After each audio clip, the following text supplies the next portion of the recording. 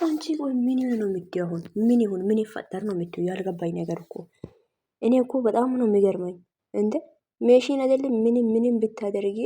በነገራችን ላይ ልጁ የብሩክ ውዶች አስረግጬ ለነገራችሁ የሚፈልገውን ነገር ይሄ ልጅ ማቼም የብሩክ ልጅ አይሆንም። ለምን ታውቃላችሁ? እንደዚህ ያልኩትኝ ምንድነው በምን አወቅሽ ልትሉኝ ትችላላችሁ። ትላንትና ቪዲዮ ላይ ምንድነው ያለው ወንድሙ? ልጁ በፍጹም ዲኤንኤ አይመረመርም ነው ያለው። ገባችሁ? ሶ ዲኤንኤ ለምን አይመረመርም ይላል። እውነት የብሩክ ልጅ ቢሆን ኖሮ አይመረመር አይልም ይላል። ግን ፈሩ። ስለዚህ ይሄ ልጅ የብሩክ ሊሆንም አይችልም፣ እንዲሆንም ደግሞ እኛም አንፈልግም። ገባችሁ? እኔ ደግሞ ለእናንተ መልእክት ላስተላልፋችሁ የምፈልገው እወላችሁ ልጅቷን በየቦታው ሁሉ ሜሽን እያደረጋችሁ አትስለቡ። በቃ ይሄ አሁን የብሩክና የሄሚ አንድነት የሚያስፈልጋችሁ ከሆነ የምሮ ነው። በየቦታው ሁሉ አትለጥፉ። በቃ እየለጠፋችሁ አትፎስቷት።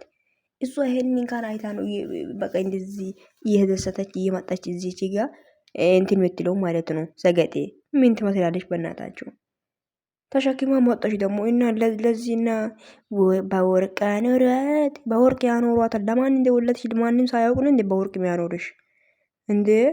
አረ ጉዲን ካኖ ዘንድሮማ አለቀልን። እንደ ጊዜው ማርና ክርስቶስ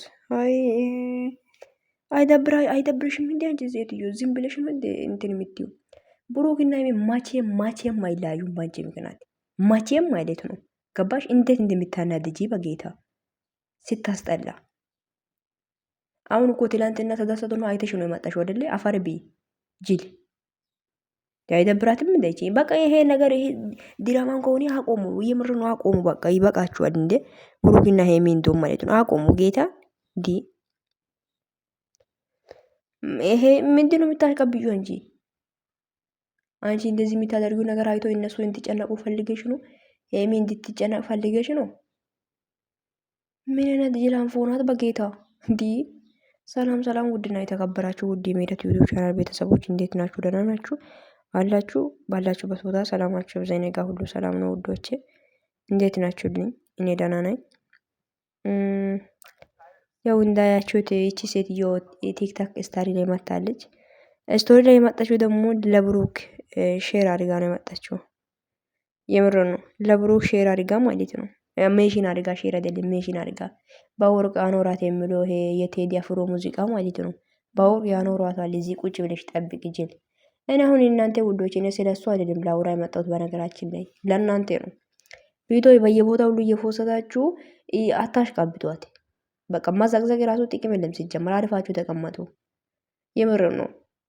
ምንም እኮ ምንም ጥቅም አያመጣም። ሲጀመር ዘቀዘቀንም አልዘቀዘቀንም እነኚህ ልጆችን እኮ ደስታችሁን እንትን ለማድረግ ነው የመጣችሁ እንጂ ይሄ ጥሩ አስባ አይደለም የመጣችሁ። ሰገጤ ያሰገጥሽ የባት አምላክ አይደብራትም እንደ እቺ ሰይጣን እንደ ምንድነው? ምን ይሁን ነው የምትይው? አሁን አንቺ ምን ይሁን እንደ ሂጂና አስመርምሪው፣ ልጅችን አስመርምሪው። በቃ እኛ እንገላገል እንኖርበት እንጂ አቦ ጉድን ካኖ ዘንድሮ ምንድነው? አይደብራትም እንደ እቺ ሰገጥሽ እኮ በጣም ጌታን ሰገጥሽ። እና ውዶች የምር በጣም ነው ያናደደችኝ። እንዴ እነሱ ሲደሰቱ ማለት ይቀናለች መሰለኝ። እቺ ሴትዮ እየተንከራተታች ትመጣለች። እንዴ ምን ይሁን ታዲያ? ወልደሻል። የወለድሽውን ልጅ አሳድጊ ቁጭ ብለሽ ምን ይሁን ታዲያ? እንዴ ኧረ በስመ አብ ወልዳ ወደዛ አርገ እግዚአብሔርን የምር ነው። እንደ ስለወለድሽ በቃ የማን ልጅ ራሱ ሳይታወቅ ላንቺ ብሩክ እንዲያግዝሽ ፈልገሽ ነው። አፈር ቢባክሽ ቅንቅና ሲጀመር ይሁ አይሆንም። ሲጀመር ኔቨር